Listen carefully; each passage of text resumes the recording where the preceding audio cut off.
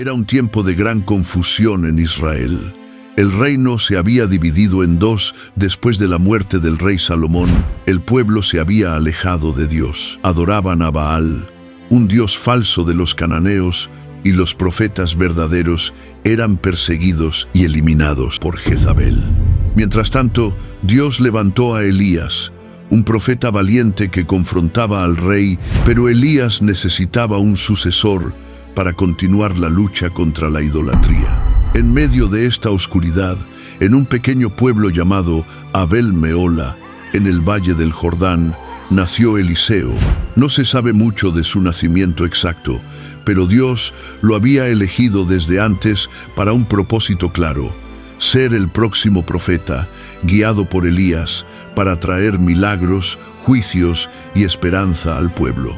Él se convertiría en un profeta milagroso, guiando reyes, sanando enfermos y preparando el camino para la redención. Esta es la historia de Eliseo. El hombre que vio carros de fuego, multiplicó aceite y resucitó muertos, pero también enfrentó traiciones y peligros constantes porque su mayor batalla era mantener la fe en un mundo hostil. Eliseo crecía en los campos de Abel Meholá, arando con 12 yuntas de bueyes, cuando Dios lo llamó. El profeta Elías, huyendo de la ira de Jezabel, después de la gran victoria en el monte Carmelo, recibió la orden divina de consagrar a Eliseo como su sucesor. Elías encontró a Eliseo en el campo, sudando bajo el sol, y sin decir una palabra, puso su manto sobre él. Ese gesto simple lo cambió todo. Eliseo entendió el llamado. Dejaría su vida cómoda para servir a Dios. Pero no fue fácil. Eliseo sacrificó sus bueyes, quemó sus arados y preparó un banquete de despedida para su familia. Era un adiós definitivo, lleno de tensión, porque sabía que el camino de un profeta era de persecución y soledad. Siguió a Elías como su siervo fiel, lavando sus manos, llevando sus mensajes, aprendiendo en silencio. Eliseo veía el fuego de Dios en su maestro, pero también el cansancio de un hombre que había luchado solo contra la idolatría. La tensión crecía cuando Elías probó la lealtad de Eliseo. 3 veces le dijo: «Quédate aquí, porque el Señor me envía más adelante». Pero Eliseo respondía: «Vive el Señor, y vive tu alma, que no te dejaré». Los hijos de los profetas, un grupo de fieles que seguían a Dios en secreto, advertían a Eliseo: «Hoy el Señor se llevará a tu maestro». Él lo sabía, pero callaba, el corazón apretado por el miedo a perder a su guía. Finalmente llegaron al Jordán. Elías golpeó las aguas con su manto y se abrieron en seco, cruzaron. Y en ese momento de intimidad, Elías preguntó: «¿Qué quieres que te haga antes de que sea llevado?». Eliseo, con voz temblorosa pero firme, pidió: «Te ruego que una doble porción de tu espíritu sea sobre mí». Elías le respondió: «Has pedido cosa difícil, pero si me ves cuando sea llevado, se te concederá». De repente, el cielo se abrió. Un carro de fuego con caballos de fuego descendió, separando a maestro y discípulo. Elías subió en un torbellino al cielo, y Eliseo gritó: Padre mío, carro de Israel y su caballería». Rasgó sus ropas en duelo, y cayó el manto de Elías en sus pies, lo tomó. La prueba mayor venía. Golpeó las aguas del Jordán clamando: «¿Dónde está el Señor, el Dios de Elías?». Las aguas se dividieron de nuevo, y Eliseo cruzó, confirmando su unción. Los hijos de los profetas lo vieron y se inclinaron. El espíritu de Elías reposa sobre Eliseo. Pero no todo era victoria. La duda acechaba, y Eliseo sabía que ahora él era el blanco de los enemigos de Dios. Con el manto de Elías sobre sus hombros, Eliseo regresó a Jericó, donde los hijos de los profetas lo esperaban con ansiedad. Le pidieron permiso para buscar el cuerpo de Elías, pensando que el viento lo había llevado a alguna montaña. Eliseo dijo no, pero ante su insistencia, permitió que 50 hombres buscaran por 3 días. Volvieron con las manos vacías, y él les dijo: «Ya os lo había dicho». La tensión crecía. Ahora Eliseo era el líder, pero el pueblo sufría. En Jericó, el agua era mala, mataba las cosechas y enfermaba a la gente. Los hombres clamaron: «La ciudad es buena, pero el agua es muerte». Eliseo tomó un plato con sal, lo arrojó al manantial y oró: «Así dice el Señor, yo sano estas aguas». El milagros hizo realidad. El agua se purificó para siempre, trayendo vida donde había maldición. Pero no todo era paz. Mientras caminaba a Betel, un grupo de jóvenes burlones salió gritando: «Sube, calvo, sube, calvo». Se burlaban de su maestro ascendido y de su calvicie, desafiando a Dios. Eliseo se volvió, los maldijo en nombre del Señor, y de pronto 2 osos salieron del bosque y atacaron a 42 de ellos. Eliseo siguió su camino, pero el peso de su fe crecía. Ahora era el que traía bendición. El reino del norte temblaba bajo Acab y Jezabel, pero tras la muerte de Acab, su hijo Ocosías reinaba, y la idolatría continuaba. Eliseo se movía entre los fieles, enseñando en escuelas de profetas en Gilgal y Betel. Un día, el rey de Moab se rebeló contra Israel, y el rey Joram de Israel unió fuerzas con Josafat de Judá. Marcharon por el desierto, pero el agua se acabó. Los soldados y animales morían de sed. Joram culpó a Dios, pero Josafat preguntó: ¿no hay profeta del Señor? Llamaron a Eliseo, quien al principio se negó. «Ve a los profetas de tu madre Jezabel». La tensión era alta, el ejército al borde del colapso. Por respeto a Josafat, Eliseo pidió un arpista para calmarse y profetizó: «Hagan zanjas en el valle». Al amanecer, agua milagrosa llenó las zanjas sin lluvia, salvando al ejército. Luego predijo victoria. Moab caería. En la batalla, los moabitas vieron el agua roja como sangre y pensaron que los aliados se habían matado entre sí. Corrieron al campamento, pero fueron emboscados y derrotados. Eliseo había salvado reyes, pero sabía que la verdadera guerra era espiritual. Contra la idolatría que aún reinaba, Eliseo no descansaba. El hambre espiritual de Israel lo impulsaba. En una escuela de profetas en Gilgal, durante una hambruna, los discípulos cocinaban, pero alguien añadió una planta venenosa por error. El potaje ardía en las bocas y clamaron: «¡Hay muerte en la olla!». Eliseo, calmado pero firme, tomó harina, la echó en la olla y dijo: «Sirvan al pueblo». El veneno desapareció y comieron en paz, pero la escasez continuaba.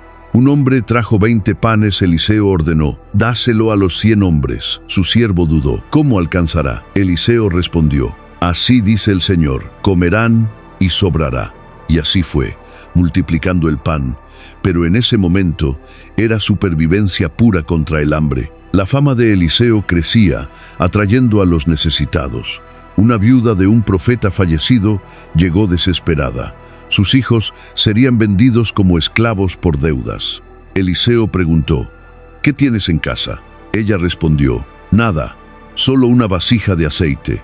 Eliseo le dijo: «Pide vasijas vacías a tus vecinos, cierra la puerta y vierte el aceite en todas las vasijas». Con el corazón latiendo fuerte por el miedo al fracaso, ella obedeció. El aceite fluyó sin parar, llenando todas las vasijas hasta venderlo y pagar deudas. Salvación en el último momento. Luego vino la mujer de Sunem, rica pero sin hijos. Veía a Eliseo pasar y le ofreció comida y un cuarto para descansar. Agradecido, él preguntó por su necesidad.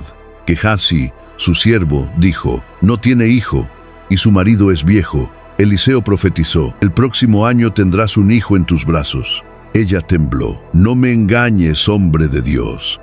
Pero el niño nació trayendo alegría. Años después ocurrió una tragedia. El niño cayó enfermo en el campo, gritando de dolor en la cabeza, y murió en sus rodillas de la mujer, y rápidamente lo llevó al cuarto de Eliseo. Cerró la puerta y corrió a buscarlo al monte Carmelo. «Todo está bien», mintió a Gehazi para no alarmar. Pero ante Eliseo clamó: ¿Pedí yo un hijo? ¿Por qué darme esperanza para quitármela? Eliseo envió a Gehazi con su báculo, pero no revivió. Él mismo fue, oró sobre el niño, boca a boca, ojos a ojos. El cuerpo se calentó, estornudó 7 veces y abrió los ojos. Milagro de resurrección, devolviendo vida donde la muerte había ganado. Pero Eliseo advertía: guarda silencio, porque los enemigos vigilaban y cada milagro aumentaba el peligro para los fieles. Eliseo, ahora con Gehazi como siervo, enfrentaba pruebas constantes. Un día, Naamán, el general sirio, llegó con lepra, una enfermedad que lo devoraba vivo y lo aislaba de todos. Su sirvienta israelita le habló de Eliseo: el profeta en Samaria puede curarte. Naamán marchó con carros y caballos, esperando un ritual grandioso ante el rey Joram. Pero el rey rasgó sus ropas en pánico. ¿Soy yo Dios para dar vida o muerte? Un enemigo poderoso en la puerta podía significar guerra. Eliseo envió mensaje: que venga a mí y sabrá que hay profeta en Israel. Naamán llegó furioso a la humilde casa de Eliseo, pero el profeta ni salió. Solo mandó: ve y lávate 7 veces en el Jordán. Naamán obedeció. Sumergió una vez, nada. 2, 3. A la 7ª, su piel se limpió como la de un niño. Corrió de vuelta, clamando: no hay Dios sino en Israel. Naamán partió convertido, pero Gehazi, codicioso, corrió tras él mintiendo: mi maestro necesita plata para profetas. Tomó el botín en secreto, y al volver, Eliseo lo confrontó: es tiempo de tomar plata. Maldición. La lepra de Naamán cayó sobre Gehazi y su familia para siempre. Traición en casa. Eliseo perdía a su siervo, recordando que la avaricia destruía incluso a los cercanos, y el peligro acechaba en cada esquina. No paraban los milagros. En una escuela de profetas, un discípulo cortaba madera cuando su hacha prestada cayó al Jordán. Clamó: era prestada. Eliseo cortó un palo, lo arrojó al agua y el hierro flotó a la superficie. Simple, pero vital. Mostraba el poder de Dios en lo cotidiano, en medio de la pobreza de los fieles. Pero la guerra volvía. Ben-Hadad de Siria sitió Samaria. El hambre era atroz, la gente comía palomas muertas y hasta hablaban de cocinar hijos.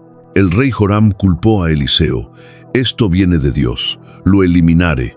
Envió un mensajero, pero Eliseo profetizó: mañana, harina y cebada se venderán baratas en la puerta. El capitán del rey se burló: aunque Dios abriera ventanas en el cielo, ¿podría? Eliseo respondió: lo verás, pero no comerás. Esa noche, Dios hizo que los sirios oyeran un gran ejército y huyeran dejando todo. 4 leprosos descubrieron el campamento vacío, comieron y alertaron. El pueblo saqueó, precios cayeron, pero el capitán, pisoteado en la estampida, vio el milagro sin probarlo. Victoria, pero el rey no se arrepintió.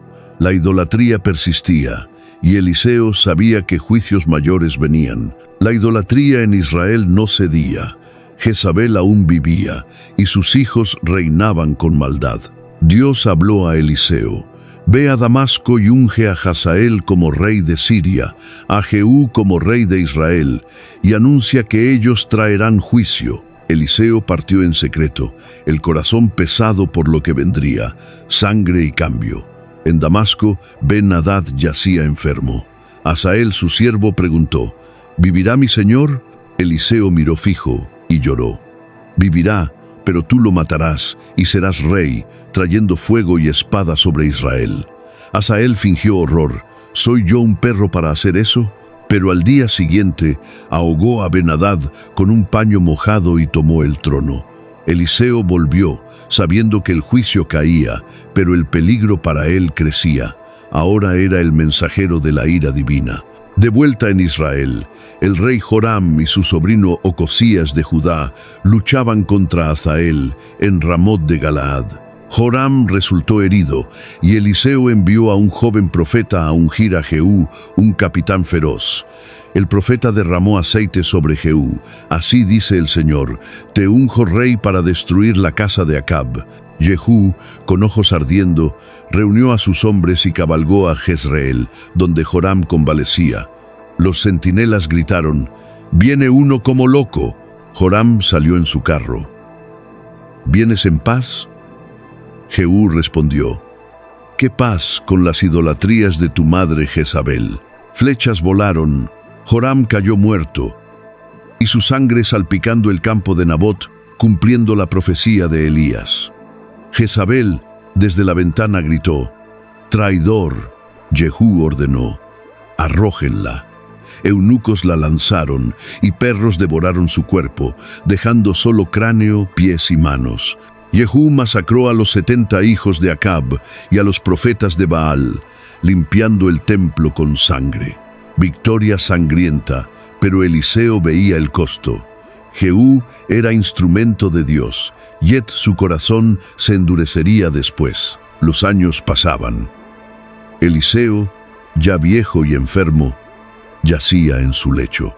El rey Joás de Israel vino llorando: «Padre mío, carro de Israel». Eliseo, con voz débil pero firme, tomó su arco: «Pon tu mano en él». Joás disparó una flecha al este, flecha de victoria sobre Siria. Luego mandó: «Golpea el suelo con las flechas». Joás golpeó 3 veces y paró. Eliseo se enojó: «Debiste golpear 5 o 6, ahora solo vencerás 3 veces». Pronto, Joás derrotó a Siria 3 veces, pero no más. Eliseo murió, enterrado con honor, pero su poder no acabó. Un año después, durante un entierro apresurado por bandidos moabitas, un cadáver tocó los huesos de Eliseo y revivió, saltando vivo de la tumba, probando que el Espíritu de Dios perduraba. Así terminó la vida de Eliseo, profeta de milagros dobles, que trajo esperanza y juicio, recordándonos que en la oscuridad la fe vence la muerte y la idolatría, guiando al pueblo de vuelta a Dios. La idolatría había sido golpeada por las acciones de Jehú, pero Israel aún luchaba con su fe inestable. Tras la muerte de Eliseo, su legado perduraba entre los profetas y el pueblo, recordando los milagros que mostraban el poder de Dios. Joás siguió guerreando contra Siria, venciendo 3 veces como Eliseo predijo, pero el reino del norte se debilitaba. Hazael oprimía a Israel, capturando ciudades y matando líderes, cumpliendo las lágrimas de Eliseo. El profeta no vio el fin, pero su espíritu inspiraba a los fieles a resistir, clamando por arrepentimiento en medio de la opresión. Años después, el reino cayó bajo asirios, pero los milagros de Eliseo se contaban en fogatas y sinagogas. El aceite que no se acababa, el niño resucitado, el leproso curado. Cada historia avivaba la esperanza de un Mesías que multiplicaría panes, sanaría enfermos y vencería la muerte, como sombras de lo que vendría en Jesús. Pero en esos días oscuros, el pueblo sufría exilio y el manto de Eliseo parecía perdido. Dios no olvidaba. Profetas como Oseas y Amós surgieron eco de su voz, advirtiendo juicio, pero prometiendo restauración. Aunque la vida terrenal de Eliseo había concluido, su impacto en la historia de Israel se extendió como un río que nutre tierras áridas, influyendo en generaciones posteriores y preparando el terreno para la venida del Mesías. Tras su muerte, el reino del norte continuó enfrentando presiones intensas de enemigos externos, particularmente de los sirios bajo el mando de Hazael y su hijo Ben-Hadad II. Joás, el rey que había llorado junto al lecho de Eliseo, logró victorias limitadas contra Siria, tal como el profeta había predicho, con las flechas golpeadas solo 3 veces. Estas batallas trajeron un respiro temporal, pero la tensión persistía. Cada victoria era frágil, amenazada por la infidelidad continua del pueblo hacia Dios. Los israelitas, recordando los milagros de Eliseo, se aferraban a esas historias en tiempos de escasez y opresión, pero muchos volvían a los ídolos, ignorando las lecciones de obediencia que él había encarnado. Con el paso de los años, el legado de Eliseo se transmitió a través de los profetas menores que surgieron en Israel y Judá. Figuras como Oseas, quien profetizó en el norte durante el declive del reino, ecoaban las advertencias de Eliseo contra la idolatría y la injusticia social. Oseas comparaba la infidelidad de Israel con una esposa adúltera, recordando cómo Eliseo había confrontado a reyes como Joram y había purificado aguas contaminadas como símbolo de restauración espiritual. Amós, otro profeta contemporáneo, denunciaba la opresión de los pobres, similar a cómo Eliseo había multiplicado el aceite para una viuda endeudada o el pan para los hambrientos. Estos profetas operaban en un contexto de creciente inestabilidad. Asirios al este acumulaban poder, y el reino del norte se fragmentaba bajo reyes débiles. La tensión culminaba en la caída de Samaria en 722 a.C., cuando los asirios deportaron a miles, cumpliendo juicios que Eliseo había insinuado al ungir a Hazael como instrumento de Dios. En medio del exilio, las narraciones de los milagros de Eliseo, como la resurrección del hijo de la Sunamita o la curación de Naamán, se convertían en faros de esperanza, recordando que Dios podía redimir incluso en la derrota. En Judá, el reino del sur, el influjo de Eliseo se sentía a través de las escuelas de profetas que él había fortalecido. Isaías, profetizando décadas después, incorporaba temas de milagros y juicio divino que resonaban con la vida de Eliseo. Visiones de un siervo sufriente que sanaría naciones, similar a cómo Eliseo había extendido gracia a un enemigo como Naamán. La tensión entre juicio y misericordia definía esta era. Mientras Judá resistía más tiempo, enfrentaba sus propias crisis bajo reyes como Ezequías, quien consultaba profetas en momentos de sitio asirio. Las historias de Eliseo se integraban en las Escrituras, donde sus 16 milagros, el doble de los de Elías, ilustraban el poder soberano de Dios. Para los exiliados en Babilonia siglos después, estos relatos avivaban la fe en un retorno, prefigurando la restauración prometida. Eliseo no solo fue un agente de milagros inmediatos, sino un precursor tipológico de Cristo. Sus acciones, multiplicar provisiones, resucitar muertos, curar leprosos, apuntaban directamente a Jesús, quien realizaría obras similares con mayor gloria. En el Nuevo Testamento, los discípulos reconocerían estos paralelos. El aceite inagotable evocaba la provisión eterna de Dios, y la resurrección post-mortem, con sus huesos, simbolizaba la victoria sobre la muerte que culminaría en la cruz y la tumba vacía. Esta conexión mantenía la tensión espiritual viva para los creyentes cristianos. En un mundo de pruebas, el Dios de Eliseo invita a una fe activa, prometiendo que su espíritu doble, como el pedido por Eliseo, está disponible hoy a través del Espíritu Santo. Así, su historia no termina en la tumba, sino que se expande en la vida de la Iglesia, inspirando a orar por milagros, confrontar idolatrías modernas y confiar en la redención final. Y te pregunto, ¿estás listo para dejar tu arado y seguir su llamado, sabiendo que la verdadera fuerza viene de arriba? Espero tu respuesta en los comentarios. Y, si esta historia te ha tocado, comparte el video con tus conocidos, dale like para que más lo vean, y te invito a ver la historia completa de Elías, su maestro, para ver cómo todo comenzó. Te dejo el video en pantalla y que el Creador te bendiga eternamente.